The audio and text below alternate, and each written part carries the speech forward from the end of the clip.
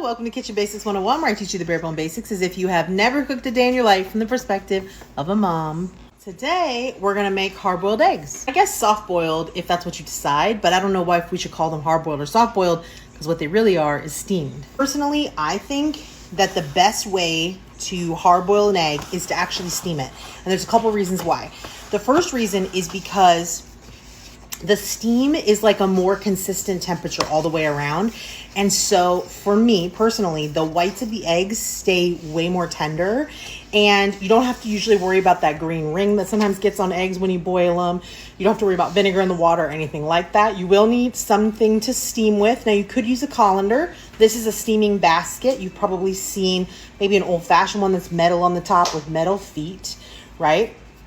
This opens up. You can also use this for veggies and stuff, and it has little feet because when you steam, you do not want anything to sit in the boiling water. You just want them to be above the boiling water. A nice heavy pot behind me that has like an inch of water in it, and I'm bringing that up to the boil. I'm just gonna put my eggs here.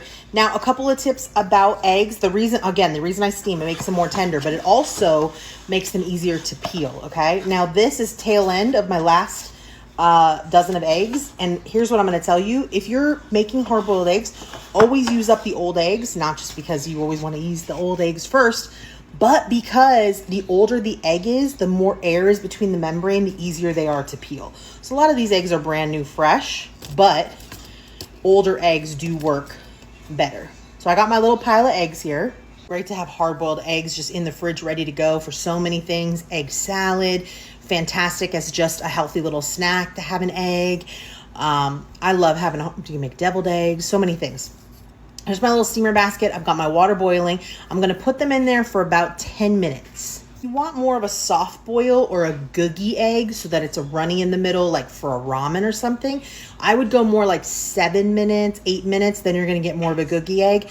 I would do at least 10 minutes if you want to get more of a fully cooked egg that you can scoop out and make like egg salad or deviled eggs. Don't worry about the bottom of my pot. This is my cast iron and she's all stained because she's like 30 years old, but I'm just waiting for the water to come to a boil. And a lot of people ask me about boiling water, so you can already see the steam starting to develop. This water's not at a boil yet, so I'm going to come back and show you. If you want it to boil faster, put the lid on, and I think now we're at a simmer. This is what I would describe. Oh, it's hard to see with the steam. This is what I would describe as a simmer. You have some small bubbles, but we're not quite boiling yet. See how we're getting some pretty aggressive bubbling here at the top of the water? That means we're starting to boil. So we're going to drop our, carefully, because steam is hot. You don't want to burn yourself. We're going to drop our eggs down in there, and we don't want them to touch the water. So we want there to be enough water to boil, but we don't want them touching the water, okay? You see all this glorious steam? We're going to put our lid back on. This is a pretty heavy lid, so it holds the steam in. I'm going to set a timer for 10 minutes. In the meantime, while we wait for our eggs to cook, let's make an ice bath. This is a large bowl with some ice in the bottom. I'm going to add some cold water, and I'm just going to turn this into really icy cold bath. And the reason that you do this is because, first of all, you want to halt the cooking of the eggs as soon as you pull them out. So because they're trapped in their little shell and they've been steamed and heated in this boiling water, they're going to be super, super hot. So if I take them out and I just leave them sitting in the pot or sitting on the counter or sitting in the colander, they're going to keep cooking and cooking and cooking in their shell because all that heat is trapped in there. So that's called residual cooking. We don't want that. We want to shock them and stop the cooking. I hear people saying shock the vegetables or blanch the vegetables. That's going to be your process. You're going to dip them into the hot water. You're going to boil them to the point that they get where you want them to be. And then you're going to shock them in an ice bath, which is just icy, icy cold water. The icier, colder, the better. But you do want water. You don't just want it to be ice, because when we drop the eggs in here, we want that cold water to completely encapsulate them. So you can't just lay them on a bed of ice. You need to add water and make it into a freezing cold bath. Took the eggs out and I put them into my ice bath, and they've been sitting in here cooling.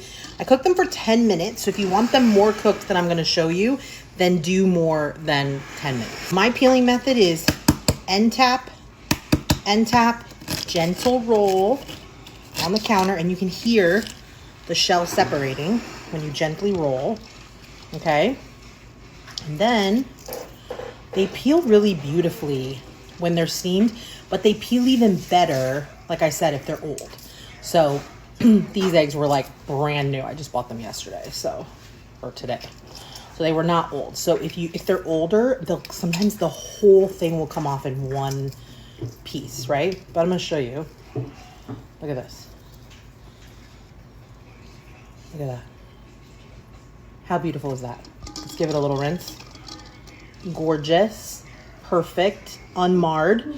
Let's slice it open. Let's see what we're working with. All right, down the middle. Oh, see now to me, that is perfect. But it's a little bit dark in the middle. So if you wanted to go like 1 more minute, 11, 12 minutes, you could. But for me, that's perfect. These are so tender, not rubbery, and then the yolks retain all that deliciousness. So in another video, I'll show you how to make egg salad maybe. We can do deviled eggs, all kinds of things that we can do. I just wanted to show you how to make a steamed egg. Honestly, a little salt and pepper or a little, let's put Kewpie. Hold on. Come on, we peeled it. We might as well eat it, right? A little Kewpie mayo. Let's do a little Kewpie mayo right on there. Don't judge me, I love it.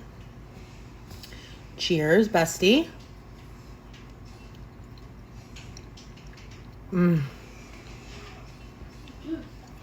Why is that so good? What a healthy little like lunch snack too.